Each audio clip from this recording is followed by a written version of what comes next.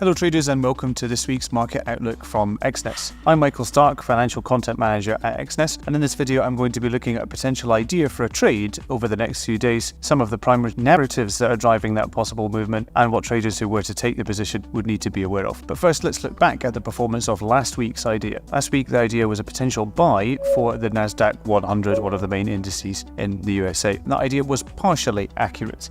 If we look at the chart, we can see that the price did reach the target that was suggested in the idea and exceeded it slightly to reach 15,500. However, the initial entry was not triggered. Now, the idea for this week is a potential buy for gold. The price of gold has recently performed somewhat better, having recovered from the low, and it could continue to move up, possibly to test the area around 1970 to 1975, which is the area of the 20-day moving average. We can see that the slow stochastic is no longer in the oversold zone, and overall there is a larger context of an uptrend. Possibly in the longer term the price might continue to extend further up.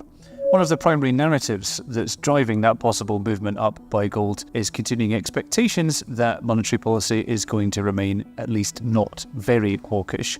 It seems likely that the Fed is going to call for another hold in the base rate in the USA on the 13th of December. And it's also important to note, according to the commitment of traders, demand for gold among large speculators has remained relatively high recently, which has supported the upward move by gold. Now, for traders who were to take the position this week, the most critical factor is the reaction by markets to American inflation, which is due out shortly after the time of recording. If inflation remains broadly stable, as seems to be possibly expected, then it's unlikely that gold is going to move significantly downward. However, if there's a big surprise and inflation ticks up, then it might be possible that the idea could be invalidated.